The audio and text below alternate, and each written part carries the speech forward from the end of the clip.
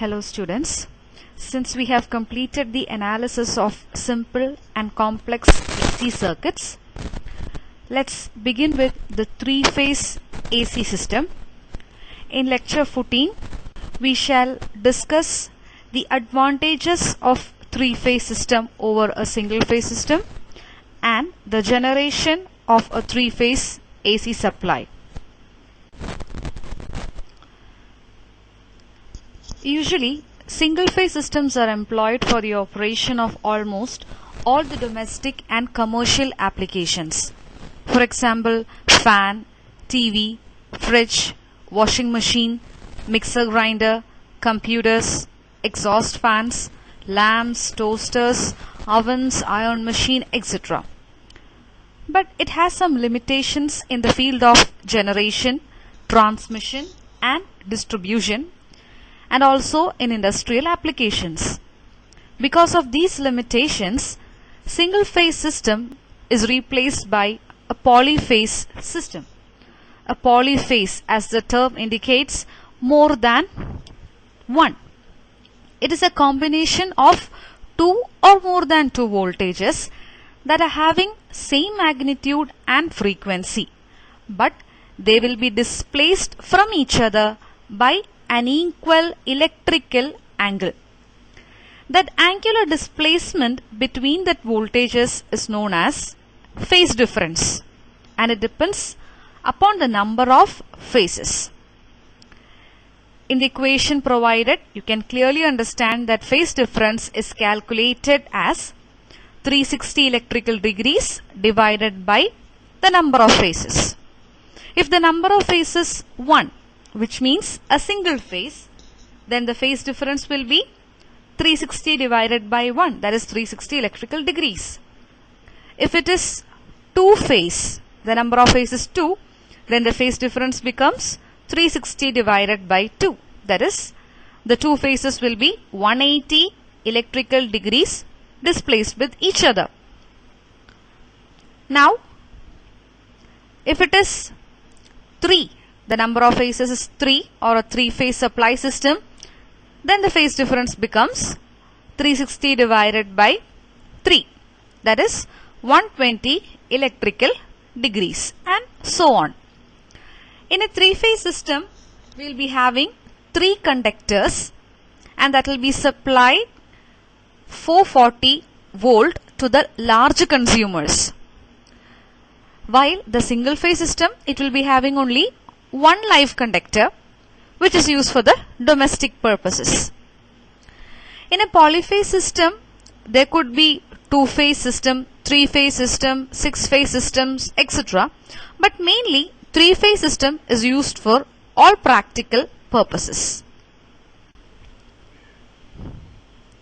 Now let's focus on what are the factors that makes a three-phase system more valid over a single-phase system. There are a lot of key points.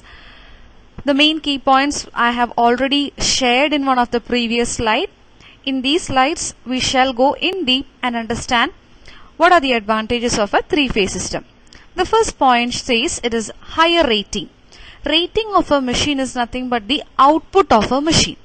If we consider two machines of same size meaning the diameter and length of the machines are same, then a machine that is working in a three-phase, it will be providing us a higher output rather than a machine in single phase.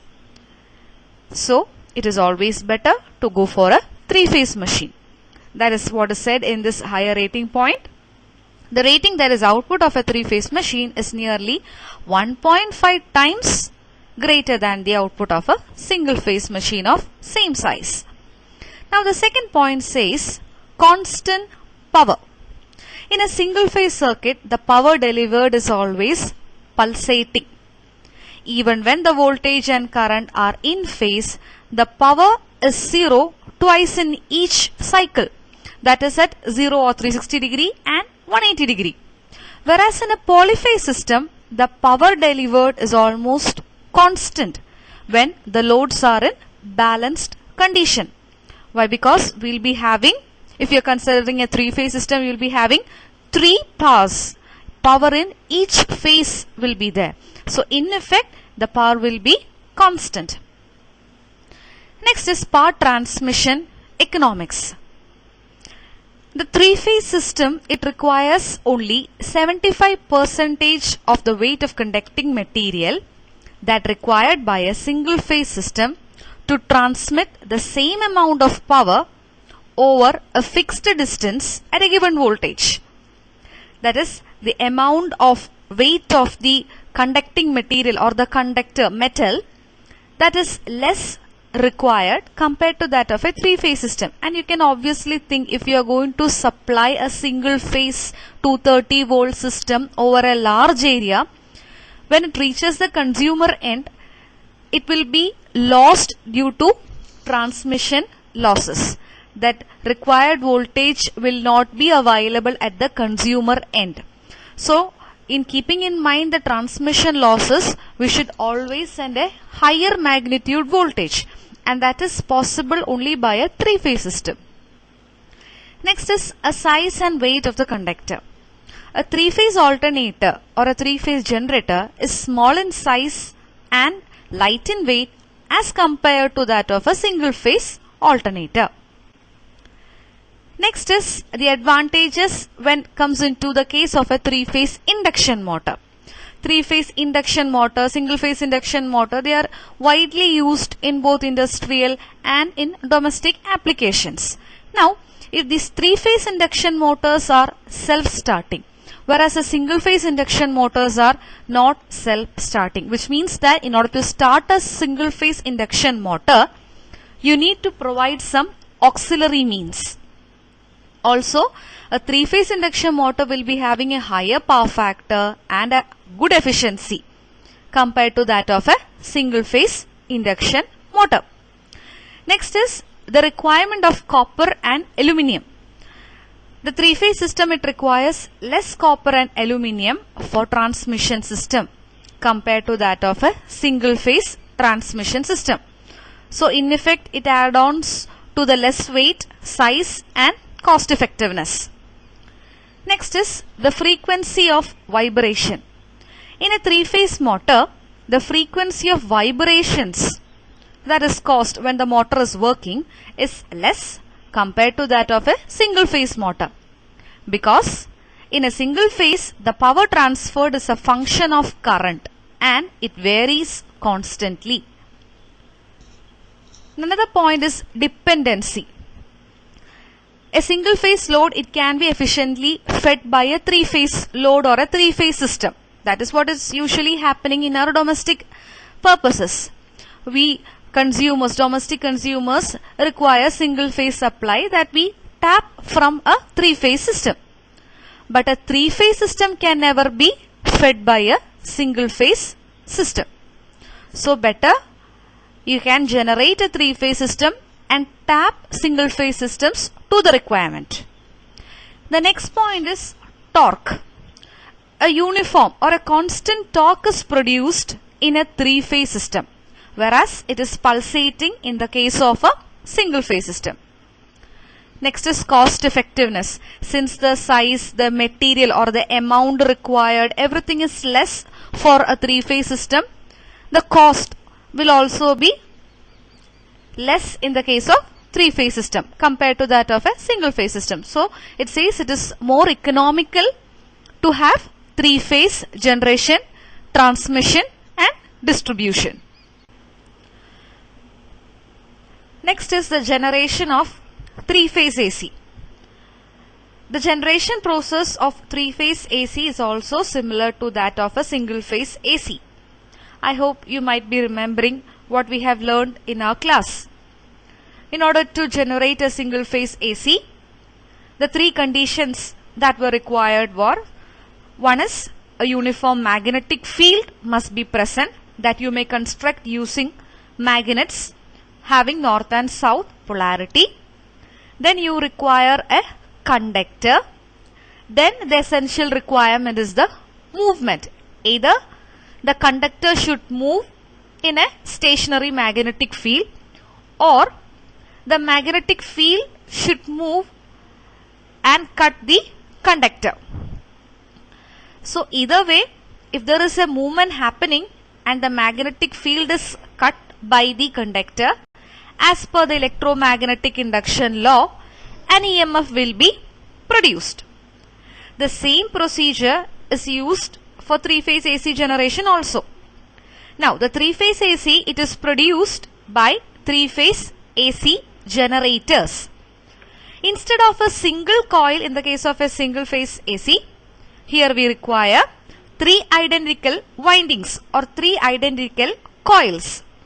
In generators, we usually call it by armature windings. So these three identical coils, it should be placed in a particular way that the phase difference between these should be 120 degree. We have already learned in the previous slide that phase difference should be equal to 360 degree divided by number of phases. It is a three-phase system that we are going to construct. Therefore, 360 divided by 3, that is 120 degree. So these three coils that should be placed 120 degree electrically apart from each other. Now this AC, it could be produced by two way. Just look in the figure A and B. In the figure A, the north and south pole, which is the magnet, it produces a constant magnetic field. There are three coils, A1, A2, B1, B2, C1, C2. Three of them, they are placed 120 degree apart from each other. Similarly, in figure B, there is a magnet north-south at the center and the winding A1, A2, B1, B2, C1, C2 around it, which is also 120 degree electrically displaced from each other. Now as said earlier, either the magnetic field should be kept stationary and the coil or the conductor, it should be rotating. That is in the case of figure A. Or the windings or the conductors, that should be placed constant or stationary and the magnet, that should be rotating as shown in figure B. Either of the method, when the magnetic field is cut by the conductor, an EMF will be produced in each of these windings. And the magnitude and frequency of these EMF, they are same, but they are displaced by 120 degree from each other. These coils, it will be mounted on the same axis and they will be rotated, keeping the coil or the magnetic field either of one stationary and the other rotating in anti-clockwise direction at omega radians per second. Thus, EMF will be produced in each of the three coils. Now this is the three-phase AC system shown. Now you can see on the y-axis the generated EMF E is plotted and x-axis the angular displacement theta or omega t is plotted. Now you get three waveforms. Each of the three waveforms, they are the EMF generated in each of the coil. Now the red color wave, that is the EMF that is generated in A1, A2 coil.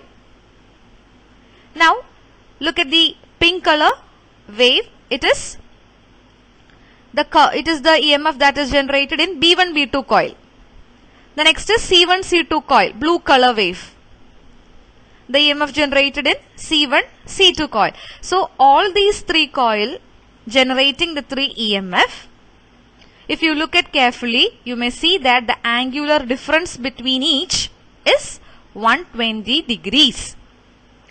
Now whenever you are attempting the generation of a three-phase AC, this waveform should be mandatorily included. Now the EMF that is induced in the coil A1, A2, it is 0 at the initial instant and then it increases in the positive direction as shown by the waveform. Similarly, the coil B1, B2, it is 120 degrees behind the coil A1, A2. So the EMF induced in this coil is first negative and then is becoming maximum negative as shown by the wave EB1B2. Similarly, coil C1C2 is 120 degrees electrically behind the coil B1B2. Or you may say that it is behind the coil A1A2 by 240 degree. The EMF that is induced in the coil is positive and it is decreasing as shown by that waveform EC1C2. Now just pay attention to the phasor diagram. As said earlier, the magnitude and frequency of all these EMFs in each of the coil, it will be same. Therefore, in phasor diagram, the length of the phasors of EMF produced in the three coil EM A1A2, EM C1C2, EM B1B2, the length of those phasors, it will be equal. And the three of them, they are placed 120 degree electrically apart from each other. In single phase system, we know what is the instantaneous value of the EMF generated. It was E is equal to EM sin omega t. Similarly, here also the EMF generated, if we are keeping the coil A1, A2 as reference, the instantaneous value will be equal to EM sin omega t, where EM is the maximum value. Now, if you look at the EMF generated in B1, B2 coil, that is having a 120 degree displacement from the reference phasor or the reference voltage EM A1A2. From EM A1A2, the EMF in the second coil B1, B2 is lagging by an angle of 120 degree. Therefore, it is written as EM sin omega t minus 120 degree. Now, again from the A1A2 coil, if you look at the EMF that is produced in C1C2 coil, it is having 240 degree difference. So, the instantaneous value will be EM sin omega t minus 240. Now, the sum of the three EMF at any instant of time will always be 0. If you just add EA1A2 plus EB1B2 plus EC1C2, mathematically you will get the answer as 0. If you just go to this YouTube channel, you can understand the generation of the three-phase AC in an animated video. It will give you a more idea of how the three-phase AC is generated. Thank you.